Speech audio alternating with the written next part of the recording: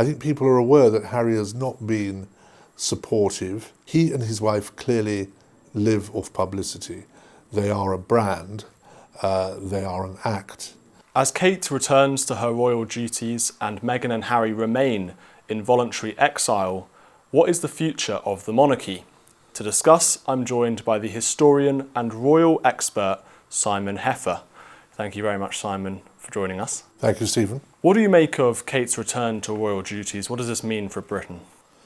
I think she's enormously popular, and the fact that she turned up at Wimbledon and trooping the colour, I think has reassured people that she's not perhaps as ill as some of them feared. It's quite clear that she's been very ill and that her recovery is going to take some time. But I think that it's made people feel not better about the monarchy, because I think the monarchy is going through a rather good patch at the moment. But I think it's made them feel more confident that it's got a bright future. And everybody wishes her a rapid and complete recovery. And it's been good for morale to see that she can do these things now. What do you make of all these rumours that have surrounded her health over the last few months? Well, I think most of them were just silly and mischievous. And, we all have a right to privacy when we're ill. And the royal family is no exception. They've been really transparent in the last year or so. The king had cancer and he's been treated for it still. And he was quite open about that, and she's been quite open about it. And we don't need to know exactly where the cancer is or what it is or what the prognosis is. The royal household have made it quite clear that both His Majesty and the Princess of Wales are being treated. They're clearly doing well in their treatment, otherwise neither would be out in public. And I just think that it was down market newspapers looking for circulation boosting stories to try and speculate about what was wrong with her. They should just have left her alone. Has this speculation about the royal family's health gone back through the centuries? Have we seen sort of wild rumours spread before where kings and queens or princesses and princes have sort of gone off and people were not aware of their whereabouts? And maybe even you can comment upon the sort of precedent of royal privacy and their health. No, I mean, this is a very new thing. When George V died, which was the first death in the broadcasting era, that was in January 1936, people knew he wasn't well, but his death just came out of the blue. When George VI died in 1952, people knew he'd had an operation, a lung operation, about 2 years earlier. And he was seen wishing the Queen and, Princess Elizabeth and the Duke of Edinburgh goodbye at the airport on their African tour in January 1952. But other than people seeing he didn't look well, he looked very drawn, he died in his sleep and nobody had a clue it was coming.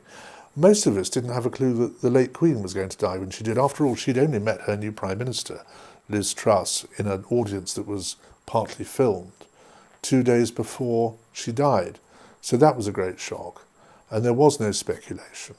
And I don't know whether it's to do with the fact that the Queen was treated with extreme reverence, because I think most tabloid editors were terrified to offend their readers. They knew how loved the Queen was, and that any impertinent speculation about her health would have damaged their circulation very badly. So they didn't. Whereas the younger generation of members of the royal family, starting with the present king, were deemed to be celebrities and were deemed to be therefore liable to the treatment that celebrities get. So, it's no different from someone who's on Strictly Come Dancing or something like that. And this is a new thing, and it's, you've got papers that have got whole royal websites that they've got to fill every day. And there's a limit to the number of stories that are coming out. The royal family is now quite small. It's got relatively few members going out doing public duties. Sometimes, such as in high summer, they're not doing really any duties at all. They're on holiday. And so they've got to fill it up. And I won't say that they make these stories up, but they take a very little amount of straw and make a lot of bricks with it. And that, I think, is a really regrettable development. I mean, I'm a journalist 40 years in Fleet Street. I understand the need to get stories. I also understand the need for journalism to maintain its integrity. And you don't do that by intruding into things that are not in the public interest, and you don't do it by making things up. And of course, social media didn't help, where people were speculating themselves on Twitter and Facebook and so on, and making up all these crazy conspiracy theories. Sure, I mean, we live in a free country, thank God, and social media is out there. And if people wish to use social media, that's up to them. It's unfortunate that many people who use social media have no sense of responsibility.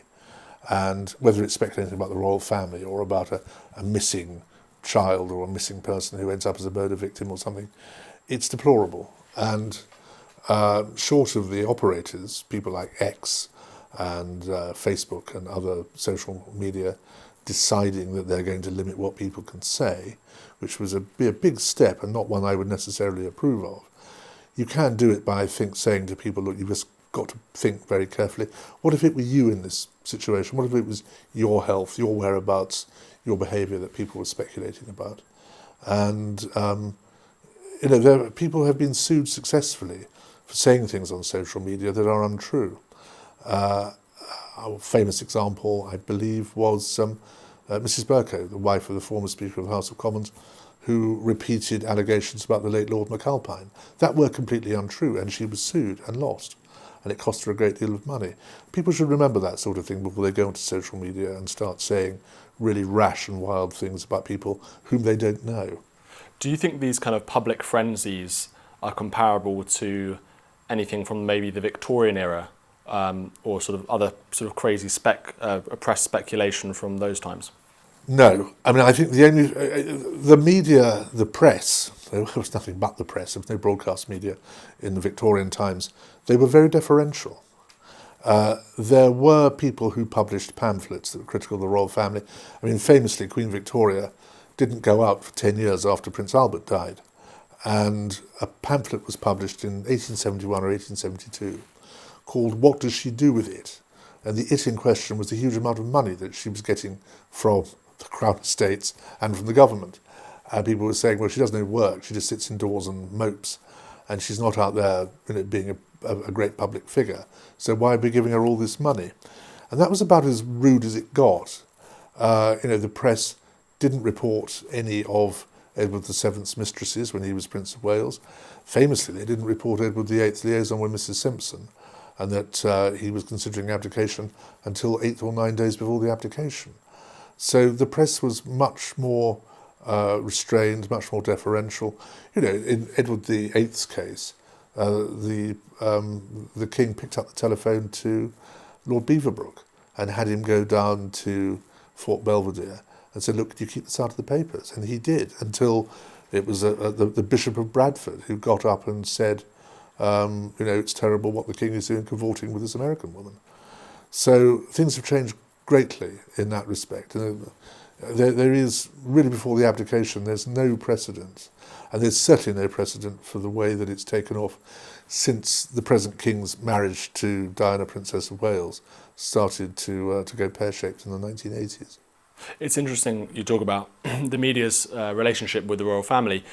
When King George V died, he was sort of on his deathbed, and his doctors decided to essentially euthanize him so that it wouldn't get in so-called the less appropriate evening journals, which just seems like quite an odd, perspective maybe today. Well, the Times famously went to bed, the London edition of the Times went to bed in that era at 4:30 in the morning. Those are the days.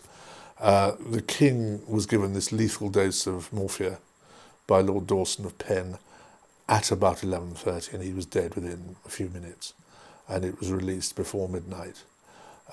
They had alerted the BBC, which of course existed by then, who had reported that evening that the king's life draws peacefully to its close, I think was the exact phrase they used. And it was in the Times the next morning, and it got into the other broadsheets, such as the Daily Telegraph the next morning. Otherwise, yes, it would have been the Star News and Standard who got it at lunchtime.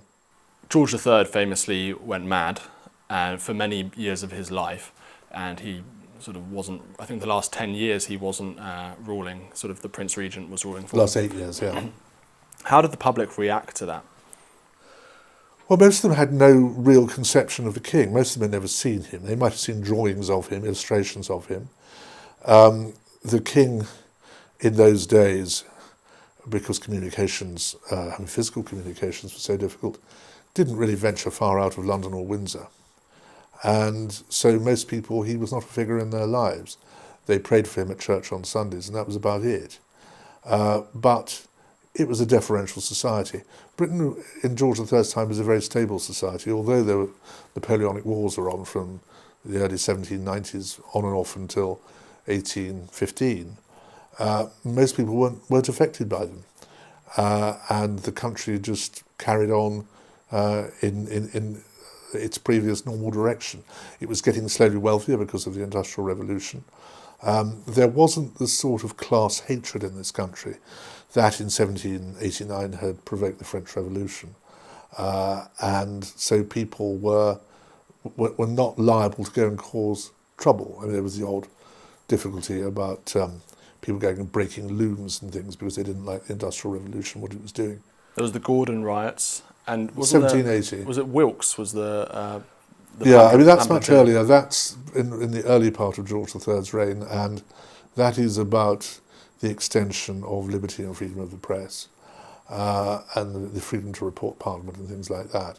I mean, don't forget, it goes back to 1695 under William III, when it was made quite clear by Parliament that there should be such a thing as freedom of the press in this country, and within the law of libel and the law of sedition, the press could write more or less what it liked, but the press understood as much the feelings of its readers in exposing scandal, whether it's of royal people or of politicians. It didn't want to do anything that was going to compromise its circulation. Society had different values in those days. The celebrity culture had not really been invented. Harry and Meghan are in sort of voluntary exile in Hollywood at the moment. How does this compare to Edward VIII's involuntary exile with his wife, Mrs. Simpson? It's very different because the Duke of Sussex and his wife are occasional visitors to this country. The Duke of Windsor and the Duchess hardly ever came here. They came for, I think, George VI's funeral, or he came. He came for Queen Mary, his mother's funeral, the following year. And he came for, I think, another royal funeral. I think it may have been Princess Marina in the late 1960s. So they were very infrequent visitors. And the media didn't write about them. They did write a book. She wrote a book called The Heart Has Its Reasons. He wrote a book called A King's Story. They wanted to make some money. That happened in the 1950s. It was all very tasteful. It was nothing like Spare or any of the ghost-written excrescences of the Duke of Sussex. And because, again, Edward VIII, Duke of Windsor, was from a different era, and he understood that there were certain rules and certain boundaries one didn't overstep. And he, I think, was fond of the late Queen, his niece, and didn't want to embarrass her. He certainly didn't want to embarrass his brother. He'd promised his brother his full support, and he more or less gave it throughout George VI's reign. So their exile in Paris, although geographically much closer, was less obvious. It was less in the press. They occasionally went to America. She was American, of course, and they were photographed in nightclubs and in restaurants. But it wasn't a big deal. They were very passé by then. I mean, this is the late 50s. It was fortunate for the Windsors, really, that the war intervened and everybody's mind for a number of years was on something else. And by the time the war was over, he'd been nearly 10 years in exile and nobody really minded very much, and he was irrelevant. And George VI had really established himself as a very good king and a very serious king. Harry's different because he, as it were, doesn't need to be replaced, and he enjoys a far lower esteem among the public than his great uncle did. When it comes to Harry's values and his relationship with the press, his book, you mentioned Spare, how would that compare to the Duke of Windsor? Do you think that Harry has kind of that sort of same reverence towards his family? It's not for me to say. I'm sorry to be evasive. I don't know what he thinks of his family. Certainly the way he has spoken about his stepmother, our present Queen, who I think is a very fine individual indeed. Certainly the way he's spoken about her is deeply disobliging to her and to his father, who was, after all, her husband. And he appears to have bad relations with his brother and sister-in-law, given that his sister-in-law is probably the closest that we've got to a saint in the royal family at the moment. That's not very good PR on his part. And his brother, at a very difficult time when his wife has been ill and his father has been ill, the Prince of Wales, has held the line pretty well. And I think people are aware that Harry has not been supportive. It's one thing for him to go away and keep quiet, which is what the Duke of Windsor did. It's another thing to go away and cause ructions, to give interviews, to make public appearances, to get into the press a lot. I mean, he and his wife clearly live off publicity. They are a brand, they are an act, and like all brands and all acts, they need the oxygen of publicity. And that's what he's seeking. Now that's always going to make things difficult for the rest of the royal family, so long as that is his attitude to life. And at the moment, it does appear to be his attitude to life. Would it be more appropriate for him to not do these interviews and to live a more quiet life? If he has any regard for his family and their peculiar position, then yes, it would. I understand he's got to earn a living, but nobody forced him into this. He didn't have to leave the royal family. It was quite clear that his father in particular wanted him to stay. It was quite clear that there was a serious job for him to do. He was very popular with the public. And since he got married 6 years ago, something has happened. I'm not party to his private thoughts. I don't know anything about the internal workings of his marriage, but something has happened that has poisoned him, it seems, against his family and against the idea of royalty. Now, okay, his brother ends up with everything as king, and he ends up just with a dukedom next door. Well, it's not too bad. And if he doesn't want to work in the royal family, no one is going to force him. But what perhaps he isn't clear about is that there might be other ways for him to earn a living that don't involve embarrassing his family, who have a very important job to do for his country. And he seems to be slightly deficient in the loyalty, not just to his father, not just to the throne, but to his country, that might be necessary and required of someone in his position. As he keeps making these accusations, do you think that he will fade into obscurity? They won't have as much value, as much interest to the press and the public and so on? Well, there's an element of the boy who cried wolf, isn't there? And people are shocking the first time. But how many more Netflix series, how many more rather ghastly books can he churn out and be taken seriously? Have you read the book? I read bits of it. I mean, life's too short. But I read enough of it to get a flavour of it. I thought it was horrible. Do you think that we should accept him back to the UK if Hollywood don't want him? Well, again, it's not up to us. The decision has to be made by his father and with the advice of his brother. And I think if things go wrong for him there, and he's willing to come back and play by the rules that the rest of the royal family play by, then it would be wrong of any of us as mere subjects to say, oh, he shouldn't come back. But there's no doubt that if he continues to embarrass the royal family and to make a bit of an exhibition of himself, that the public won't like it and he will be a drag on the royal family. But the royal family is very understaffed at the moment. Even if the Princess of Wales were well, and even if the King were well, other members who are still working, Duke of Gloucester, who's a rather fine man, he's 80 years old this month, or next month. The Duke of Kent is 89, almost, coming up to his 89th birthday. Princess Alexandra, who gave decades of public service, is now infirm and doesn't do any public engagements. It all comes down to the Duke of Edinburgh and his wife, who work virtually non-stop. Princess Anne, who is heroic.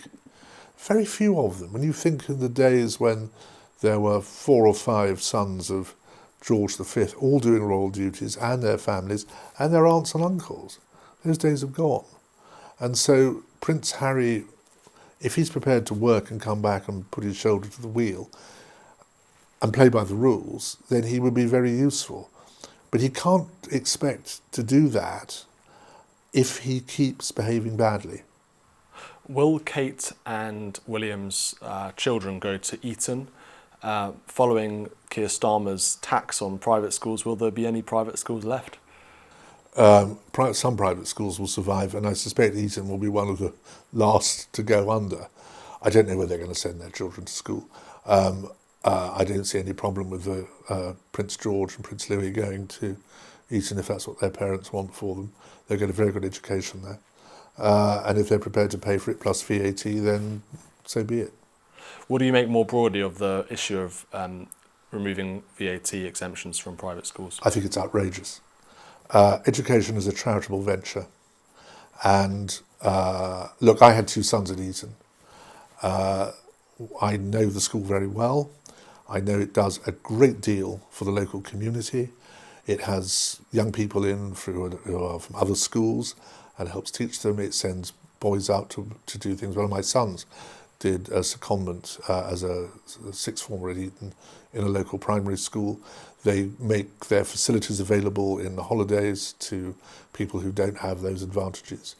And they give a lot of subsidised places to people and some free places to people.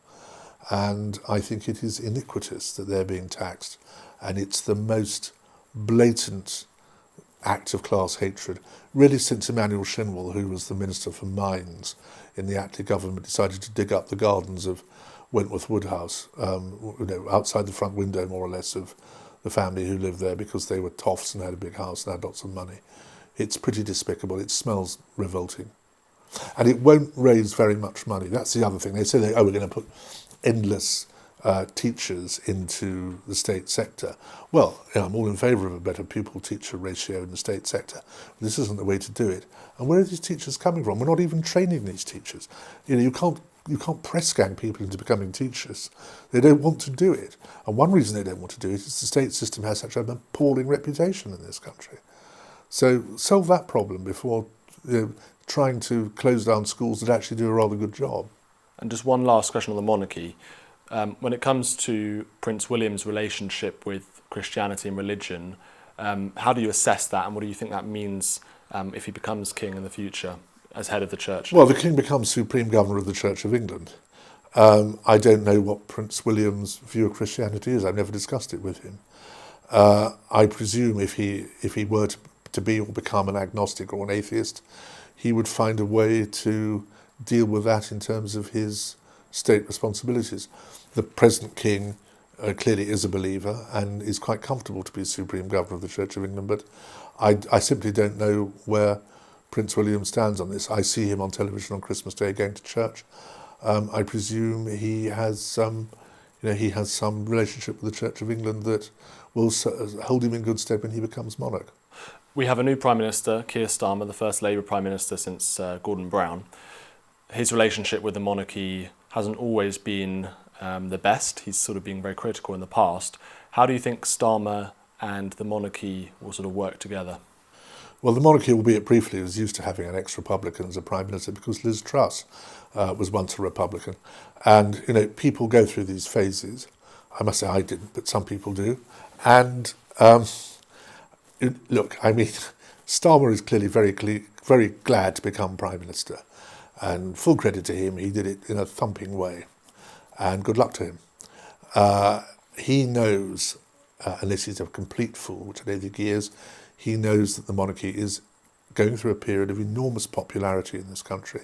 And by the way, it's going through that period of popularity not just because the king has turned out to be rather a good king, despite all the bad publicity he got when his late mother was alive, and the Queen is an exceptional Queen consort. But it's going through that period of popularity because people despise politicians so much. But there's a very bad side to that. You've got people trying to kill politicians and indeed assassinating Joe Cox, assassinating David Amess, both of which were despicable acts. But I'm afraid these things happen more easily in societies where politicians behave badly, and it's always the innocent ones like Joe Cox and David Amess who end up getting killed, which is appalling. But it's the general low esteem in which politicians are held, and my God, the Conservative government that's just gone out did more to create that low esteem than any other administration in my lifetime. It's that makes people look at the monarchy and say, actually, aren't they rather wonderful? Many speculate that Starmer is far more radical than he is letting on. He's certainly trying to paint himself as this sensible centrist. Where do you think he really stands? I don't know. I think he's somewhere to the right of Jeremy Corbyn, and he understood the need to cleanse the Tory party. Sorry, start again. I think he's somewhere to the right of Jeremy Corbyn, and he saw the need to cleanse the Labour Party of Corbynism, and particularly its sort of revolting strain of anti-Semitism that seemed to go with it.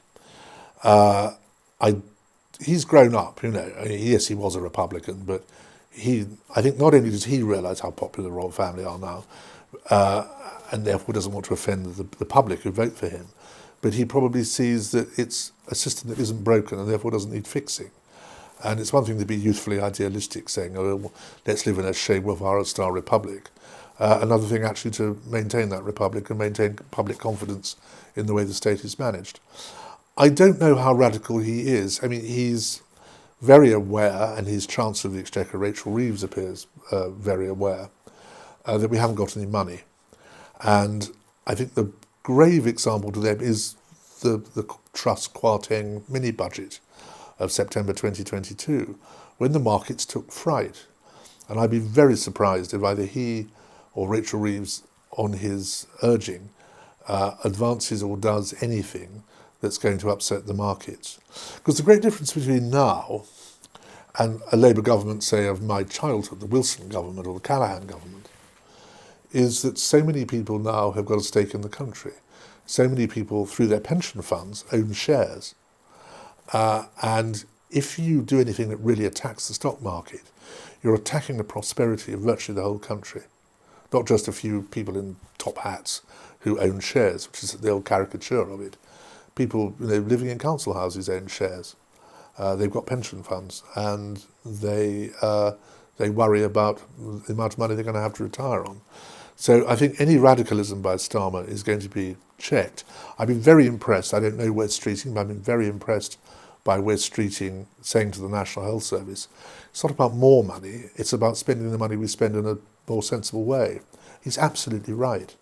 I'm impressed by John Healey saying we've got to make savings elsewhere to boost our defence because our armed forces are in a terrible state. He's absolutely right. It's grotesque that it's taken a Labour Defence Secretary succeeding a Tory government that's been for 14 years to admit and work out that that government has left the defence of this country in a mess. So I don't see any signs of immediate radicalism. I'll be very surprised if they rush through something such as giving 16-year-olds the vote, many of whom, will, by the way, will go and vote for Nigel Farage. I think they're working that out. And so I would have thought, with the possible exception of VAT on school fees, they will move pretty quietly for the next few months. I know that Peter Hitchens likes to write about the youth and background of some of these politicians, particularly Tony Blair, and he argues, you know, these are radical, almost communist politicians, and they're just hiding their incredibly socialist beliefs. So you don't sign up to that argument? Well, I waited for the 13 years of the Blair-Brown administrations to see these hardline left-wing beliefs come out, and they never did. Not really. I mean, it's hard to make a case that the last 14 years have been any more right-wing than the 13 years that preceded them. What about the constitutional changes that Blair put in place? Well, they were constitutional changes in which the Conservative Party participated, connived. But that's not to say they weren't radical. Well, there were two things that stick in the mind. First of all, the removal of the hereditary peerage. I think that was a mistake because so many hereditary peers were good. But then the ones who were really good were all offered life peerages, so they were still there. And you know, now they're saying, well, we might get rid of peers over the age of 80. There's a lot of Labour peers over the age of 80 who don't want to go. So that's going to be an interesting fight for them to have in the privacy of their own home, if you like. The other thing that Blair did, of course, was enable the Lord Chancellor to be a layman and not to be a practising lawyer and not to be a member of the House of Lords. When you see some of the real turkeys who became Lord Chancellors since, that was a mistake, and I think should be rectified. Indeed, the lady who's become Lord Chancellor now, Shana Mahmood, is a qualified lawyer, and I think that's a very sensible step by Starmer to ensure that somebody who knows what she's doing is doing that job. They created the Supreme Court, and they depoliticised, in their language, many parts of what Parliament used to do. So they created these quangos and basically installed these Blairite technocrats to govern vast parts of our lives in which we had no say. Yeah. So, I mean, Starmer could continue down this path, and I know that many Conservatives are concerned that once you start sort of depoliticising everything and creating this bureaucratic state, it's very difficult to undo. Sure.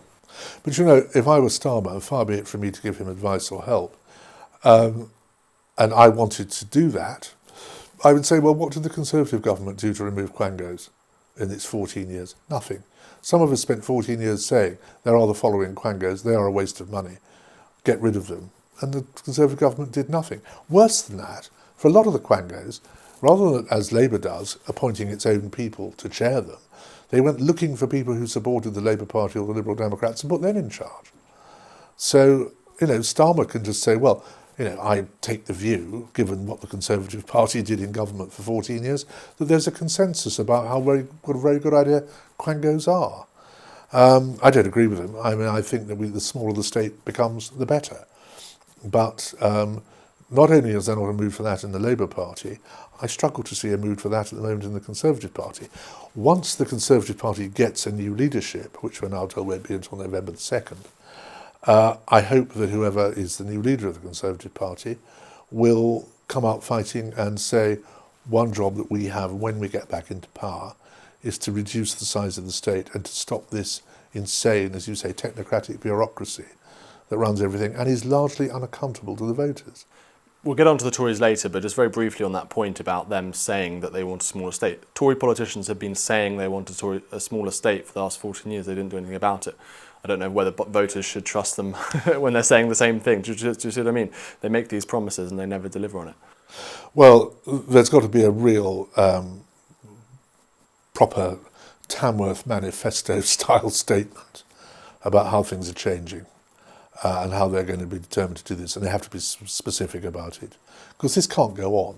You can't go on expanding the state. Because Cameron talked about the bonfire of the quangos famously, but they created new quangos like the College of Policing. I know, and one of the problems is that they were, the calibre of so many ministers, and prime ministers in particular, was so abysmal in the last 14 years that they never had the conviction or the balls to face down their civil servants. And one thing, I mean, some civil servants are really good, but quite a lot of them just like a quiet life. They've got used to things being as they are, and they like to keep them that way because life is easier. What they don't like is people going and saying, right, we're tearing up what we've done, we're going to start again.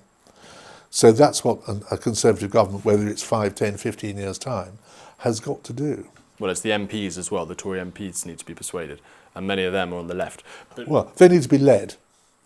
You know, and I mean, I haven't seen a great deal of leadership going on for most of the last 14 years. Let's stick with Labour. So we'll get on to Tories later, but let's stick with Labour because they are currently in power. Keir Starmer, obviously named after, or presumed he's named after the first Labour leader, Keir Hardie.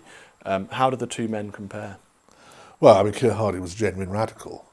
And I can't remember what Keir Hardie's father did, but he was probably slightly less than a toolmaker. Keir Hardie did not have the benefit of the very good education that Starmer's had, and he certainly wasn't Director of Public Prosecutions and didn't land a knighthood. But look, this is 120 years ago. Things were very different. The working man had virtually no representation in Parliament. And Keir Hardie was actually quite a courageous man. Starmer himself has had to be reasonably courageous in that he has had to face down the left of his own party. It's backfired to an extent. Corbyn got re-elected as an independent. He obviously wanted to get rid of Diane Abbott and he failed. And a big majority doesn't do him any favours because I'm sure there's a caucus of 30, 40, 50 Labour MPs who say, well, we can vote as we like because there's such a large majority they'll always win. And that will become more and more embarrassing as time goes on. I'm sure in 18 months' time this government will be in as much trouble as the one it succeeded, not least because of that big majority, but also because it hasn't got any money, and is being pressed very heavily not to put taxes up. So Keir Starmer is probably what was necessary to win the Labour Party an election handsomely. I think they were always going to win because of the debacle of the outgoing Tory government, but he doesn't have the same challenges that Keir Hardie had over 120 years ago in establishing a whole new political movement. Can you talk about the history of socialism and the left and the kind of radical left in Britain? How did it start and how did it succeed and sort of win elections eventually? Well, there was a Labour Party Representation Committee, or Labour Representation Committee, that started in 1900, and it drew people mainly in from the Liberal Party who had been activists. And I think it got its first MPs at around that time, Ramsay MacDonald, Keir Hardie. And it had a very slow progress through the Great War. At the coupon election in 1918, hardly any Labour MPs got the coupons, so they weren't approved candidates. And the country voted for very few of them. But the elections in 1922 and 23, it won a lot more seats. And by 1924, it won, I think I'm right in saying, 191 seats. So it was a long way from a majority of a House that then had 658 MPs. But it was able to form a minority government with the help of the Liberals. And it only lasted 9 months, but, it left its calling card and came back in 1929 with, I think, something like 280 MPs. And, but for the slump, could have governed for probably 3 or 4 years. The slump came, the Labour government was faced with the need, and it was a need, it wasn't a luxury, of cutting public spending by what is now the dismally small sum of £96 million, if I remember rightly. And all but 4 of Ramsay MacDonald's cabinet said, we're not going to do it. I mean, shamefully, Ramsay MacDonald is treated as a traitor by the Labour movement. But if he had not done what he did and form a national government and disembarrass himself with the rest of the Labour cabinet in September or August-September 1931, the country would have gone bankrupt. And God knows what would have happened. We'd have had a really turbulent 1930s in the way that Germany and Italy and France and other European countries had a great deal of turbulence in that time. We escaped that thanks to a welfare state that had been largely created by the Conservative Party, largely created by Neville Chamberlain, in fact, as Minister of Health in the 1920s. And it wasn't until after the Second World War, when the Conservatives were felt to have been very bad stewards of the country between the 2 world wars, that we had the landslide Labour government of 1945 that for the first time was able to do something significant, create a national health service, create the process of national assistance so everybody who didn't have a job could be supported, and of course to nationalise a large number of industries and take them under state control. So it took the Labour Party the best part of half a century from its earliest beginnings to get into a situation where it could actually change the face of Britain, which it did. To what extent during that period was it radical, communistic, socialist and so on? I mean, people who ran the Labour Party in the 20s hated the communists. And the Zinoviev letter, which was a forgery in 1924, published by the Daily Mail, just on the Saturday before the election, drove a lot of people to say, well, we can't possibly support a party that appears to be funded from Moscow. It was not funded from Moscow. And all through the 20s, MacDonald, Philip Snowden, who'd been his Chancellor and became Chancellor again in the 1929 government, went to enormous lengths to show that they were fiscally responsible and had nothing to do with Bolsheviks.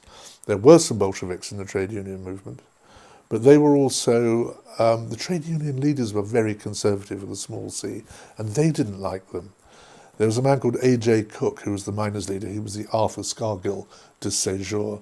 He was the man who masterminded the general strike for the what was then called the Miners' Federation of Great Britain. And Cook was a real communist, real hardliner, and he was marginalised. And it was a great patriot. It was Ernest Bevin, who was one of the great ministers of the Second World War and of the Attlee government, who was running the Transport and General Workers' Union. And he would have no truck with these people. And he was a big man in more ways than one, and he carried a great deal of weight in the Labour movement. And when they were slapped down in the parliamentary party, they didn't pop up again in the trade unions. Did the communists successfully infiltrate the Labour Party? And I know maybe in this, some senior figures you could talk about, but one of those ones who's always accused of that is someone like Michael Foot or There were sort of, these files and the Czech intelligence services and so on. I don't think Michael Foot was a communist. The one person who did seem to have a case to answer was Jack Jones, who was the union leader of the 1970s, whom I once interviewed, and was one of the most unpleasant men I think I've ever interviewed. And he was a real class warrior. He hated anybody who seemed to him not to be from his class. And he was, after his death, various Soviet files came out that suggested he'd been paid by Moscow to do various things. But, I mean, communism wasn't really a problem. I mean, you keep finding letters of John Stonehouse, famously, who had other problems to deal with, who was meant to be in the pay of the Czechs. And the Czechs were quite good at entrapping people. But I don't think there was ever any serious communist influence in the Labour Party. And Michael Foot, I think, would be very unfair to say that he was a communist. There's more influence among the aristocratic classes, like Kim Philby, perhaps, sort of MI6 and so on. Well, yeah, certainly those who benefited from education at Cambridge University, who were not from the working class, felt they had the luxury of embracing communism. Let's talk about the Tory party today.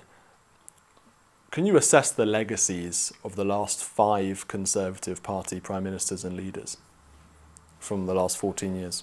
Well, I'm sure there are children, and it's before the watershed when this is going out, so I want to choose my words carefully. We have had 5 prime ministers who ranged from bad to truly magnificently awful.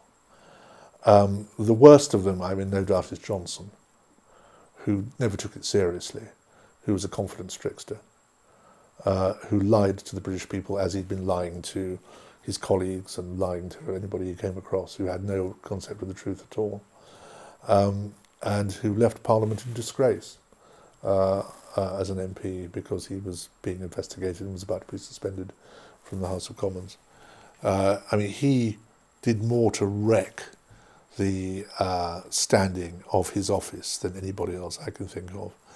Liz Truss, I almost feel sorry for. I mean, she was the second worst. She's prevented from being the worst by only being in office for 49 days. But she never really understood what it took to run a country. And I can see she wanted to have a great initiative after the horrific performance of Johnson in those 3 years, achieving absolutely nothing. But I think she and Kwasi Kwarteng, for whom I have a great deal of time, by the way, I think both of them forgot that Mrs. Thatcher, whom they both revered, never borrowed a penny to cut taxes. When she had a great tax-cutting budget in 1979, she put VAT up from 8 to 15%. And so the markets never panicked. And what Truss did was panic the markets. Theresa May couldn't take a decision. Her mismanagement of the Brexit question was terrible.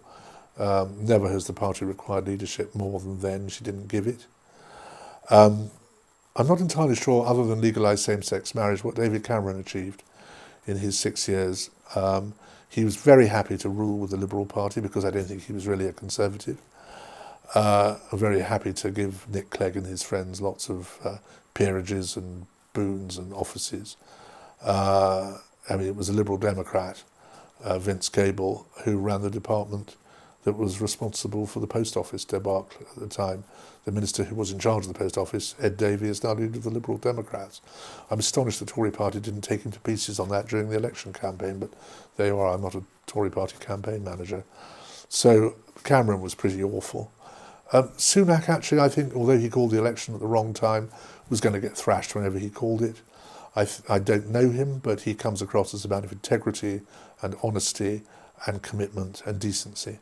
The other thing that was bad about Cameron was the way he walked the morning after the Brexit referendum, which he had got so wrong.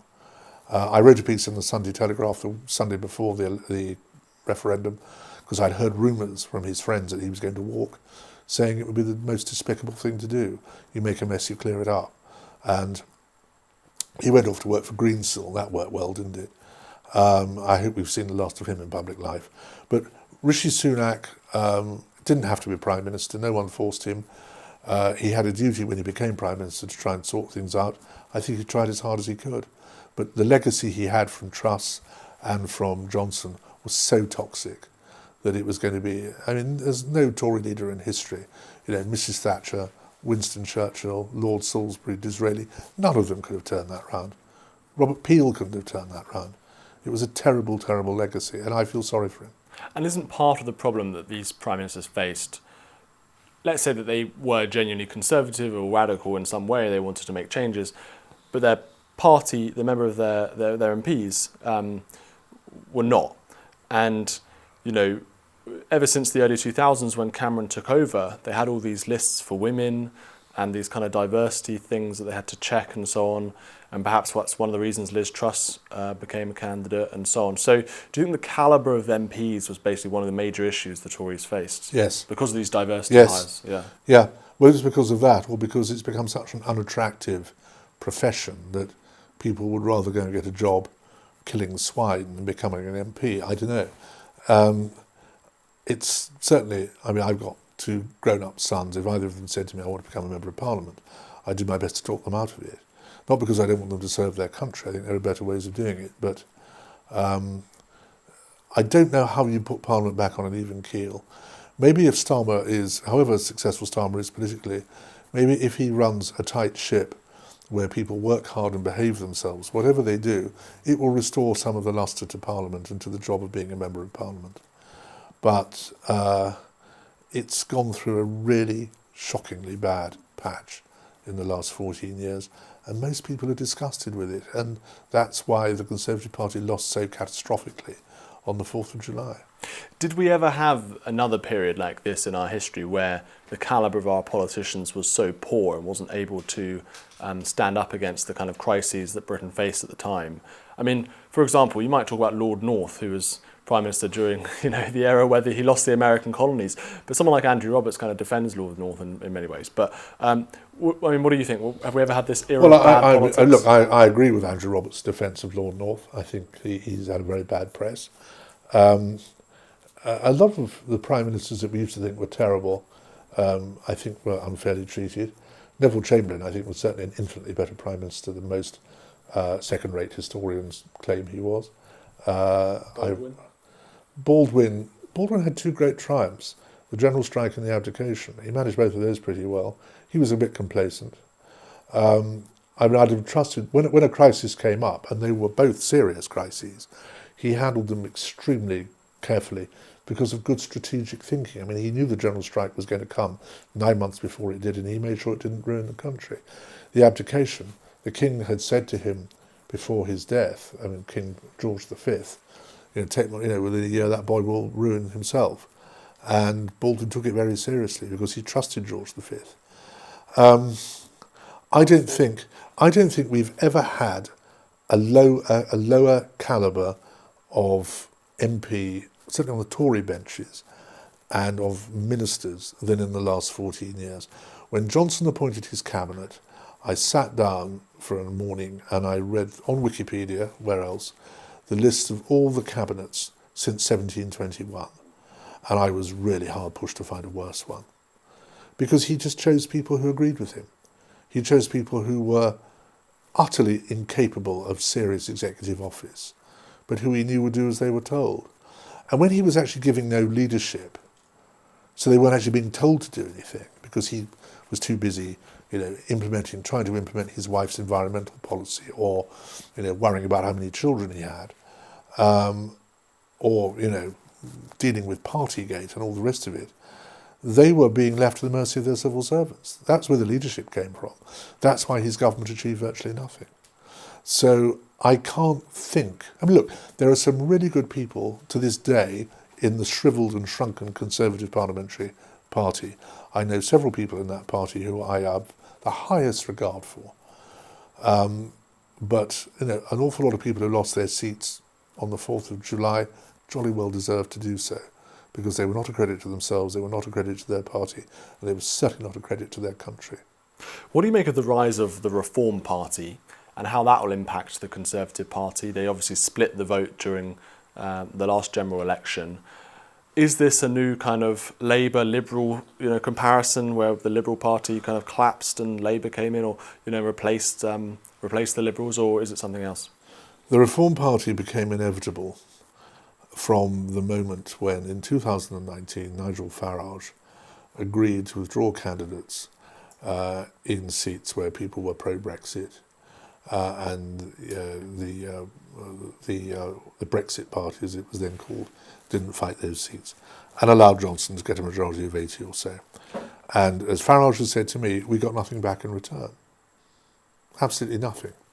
That was stupid politics by the Tory party, who should have embraced Farage at that stage. What you do now, I don't know. I don't take the Suella Braverman line that, there needs to be some sort of accommodation with reform. I think reform has got a way to go that is going to trespass on the ground of the Labour Party much more than the Conservative Party. But you don't see it like the Liberals dying out the Conservative Party today? No, I don't think so. I may be wrong.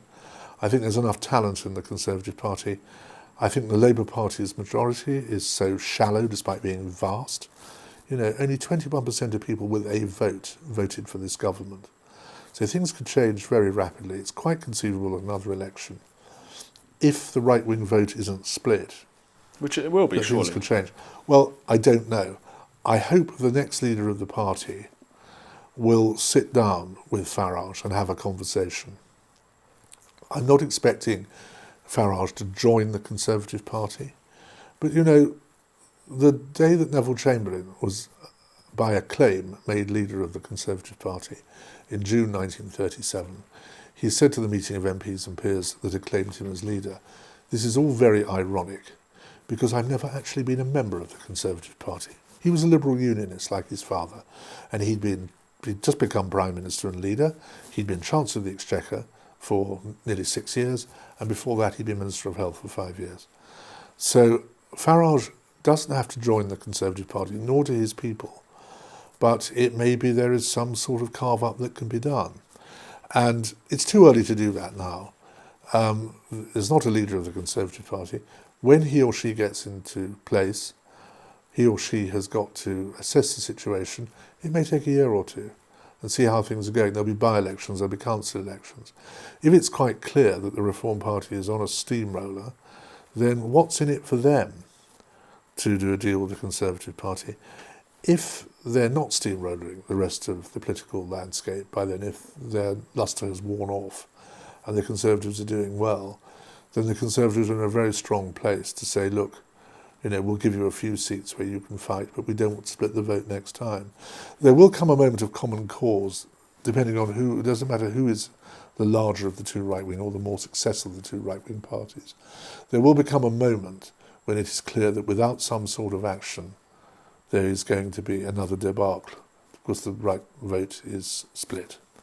And it's going to require an act of leadership on the part of whoever's the leader of the Tory party, and on Nigel Farage's part, if he remains, as I'm sure he will, leader of Reform, to ensure that doesn't happen. Reform seemed to me to be a party that is going to be much better equipped to clean up in the Labour heartlands than the Conservative Party is. And that, I think, needs to be the starting point of any negotiation.